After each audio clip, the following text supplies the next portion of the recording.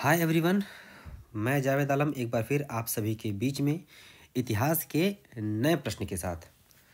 तो हम यहाँ पे प्रश्न का आंसर लिखना सीख रहे हैं। ऐसा नहीं कि मेरा ही लिखा हुआ आंसर बहुत ही परफेक्ट है या यही मॉडल आंसर है, नहीं, ऐसी बात नहीं है। आप इससे भी अच्छा लिख सकते हैं। लेकिन जो नए बच्चे हैं वो थोड़ा ध्यान देंगे कि हाँ, उन्हें शुरुआत कैसे करनी है, आंसर की बॉडी कैसे लिखनी है, कंक्लूजन कैसे लिखना है, ये थोड़ा सा उनको यहाँ से हेल्प मिल सकता है। फिलहाल शुरू करते हैं। तो प्रश्न हमारा क्या है?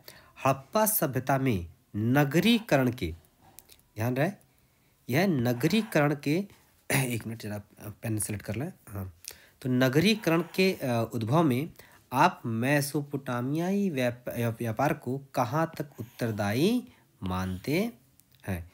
सोदाहरण उत्तर दीजिए। तो प्रश्न को हमें समझना है। पहले तो ये देना है कि सोदाहरण उत्तर देना है, मतलब कि उसमें आपको एग्जाम्पल्स को कुछ आपको देने हैं। और दूसरी बात है कि पूछ रहा है कि कहाँ तक उत्तरदायी है।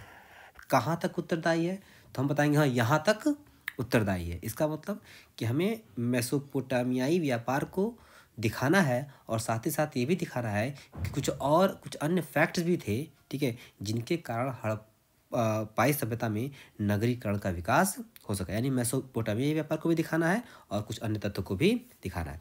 तो शुरुआत मैंने पहले ही बताया कि आपकी जो प्रस्तावना है वह बेहतर से बेहतर होनी चाहिए, ताकि एग्जामिनर के मन मस्तिष्क पे पहली छाप आपका वो प्रस्तावना डाल दे।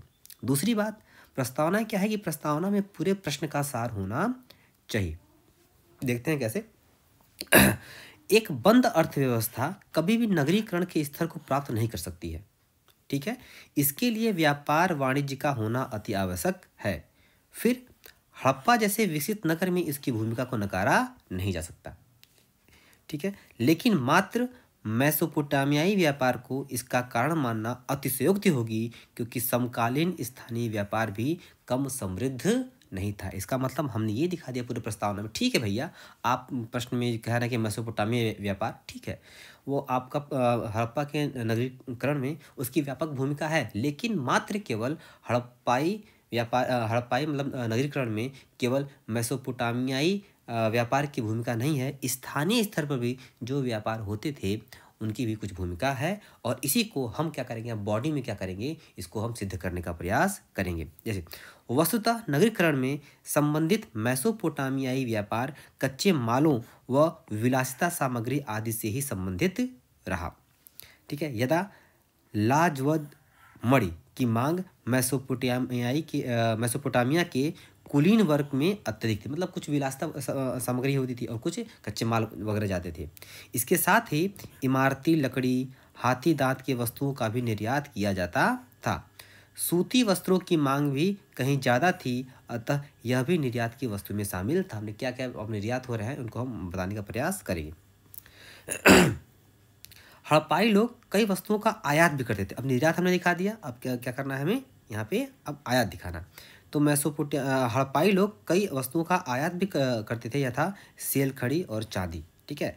इन आयातों से कच्चे मालों की पूर्ति भी की जाती थी, जिससे स्थानीय उत्पादन को प्रोत्साहन मिलता था।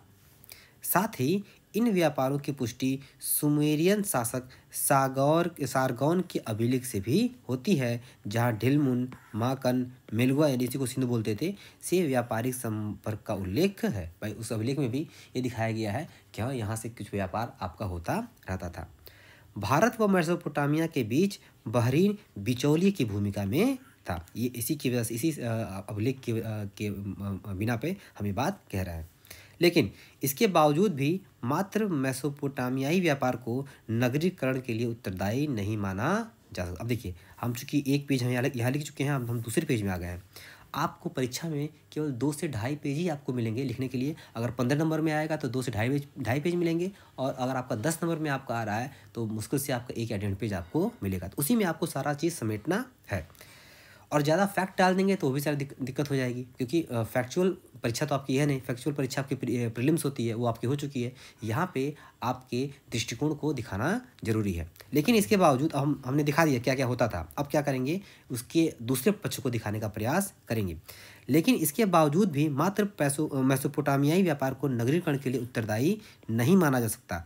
श्रीन रत्नागर जैसे विद्वान भले ही नगरीकरण के उद्भव व पतन को मेसोपोटामियाई व्यापार से जोड़ते हैं, लेकिन सिक्के का दूसरा पहलू स्थानीय व्यापार के रूप में नजर आता है। श्रीन रत्नाकर है और ग्रेगरी प्रोसेन ऐसे कुछ दूसरे इतिहासकार हैं, वे भी मानते हैं कि मेसोपोटामियाई व्यापार का ज़्यादा प्रभाव हड़प्पाई सभ्यता पर रहा था। अब देखिए, अब उसको जस्टिफाई करेंगे। स्थानीय क्या है भाई? नगरीय क्षेत्र की जनसंख्या के लिए अनाजों का व्यापार स्थानीय स्तर से होता था। ठीक है। विलासिता संबंधी सामग्री यथा सोना व रत्न नीलगिरी व मैसूर के क्षेत्रों से प्राप्त हो जाता था। तांबा जैसा अति महत्वपूर्ण कच्चा माल राजस्थान से मिल जाता था। अब देखिए, स्थानीय स्तर पे क्या हो रहा है? राजस्थान हो गया, मैसूर हो गया, ठीक है, ऐसे कुछ स्थानीय क्षेत्र। इस प्रकार भारत में संसाधनों की बहुलता भी थी तथा इसकी गतिशीलता के लिए व्यापक स्थानीय व्यापारिक नेटवर्क कायम हो चुका था। मतलब स्थानीय स्तर पे ज़्यादा मात्रा, अब व्यापार हो रहा था, ठीक है, बाहरी व्यापार ठीक है, लेकिन स्थानीय स्तर पे भी जैसे शहरों में अनाजों की आवश्यकता थी, ठीक है, वहाँ पे मान लीजिए कुछ उद्योग हैं तो कच्चे मालों की आवश्यकता थी, तो ये सब गाँव से होकर क्या होता था, वहाँ पे जाता था। ठीक है। अब आते हैं निष्कर्ष पे, चूँकि अब 2 पेज खत्म हो चुके हैं, थोड़ा सा जगह है, तो हम क्या करेंगे, उसी में हम निष्कर्ष समेटने का प्रयास करेंगे। अतः पहले की मेसोपोटामियाई व्यापार के प्रभाव की आवश्यकता नए शोधों के आलोक में धूमिल हो गई है। यानी कि ये हमने 2 लाइन में दिखा दिया कि हाँ भाई, पहले माना जाता था, पहले क्या था, पहले यही था कि मेसोपोटामियाई व्यापार का ही प्रभाव ज़्यादा है, लेकिन अब क्या हो गया है, नए शोधों के आलोक में धूमिल हो गई है। यानी पहले की जो मान्यता थी वो क्या हो गई है, अब खत्म हो गई है। अतः मेसोपोटामियाई प्रभाव से कहीं अधिक स्थानीय प्रभावों को महत्ता दी जा रही है। यानी कि मेसोपोटामियाई व्यापार तो ठीक है, लेकिन उससे कहीं ज़्यादा स्थानीय व्यापार इतना समृद्ध था, ठीक है, ताकि हम व्यापार इतना बढ़ गया कि हड़प्पा का जो नगरीकरण वो स्थानीय व्यापार से ही ज़्यादा फला फूला। ठीक है, दोनों पक्षों को हमने दिखा दिया है। ठीक है, तो इस तरह ये तीसरा प्रश्न भी आपका आज समाप्त हुआ। ऐसे सीखेंगे, लिखते रहेंगे। ठीक है, मैं कैसे लिख रहा हूँ, हो सकता है कि मुझसे अच्छा आप लिख लें, तो अगर आपके पास भी अगर आंसर राइटिंग है तो आप भी शेयर करिए भाई, हम आपसे सीखेंगे, आप हमसे सीखिए। ठीक है, चलिए इसी के साथ बाय बाय, खुदा हाफिज़, टाटा।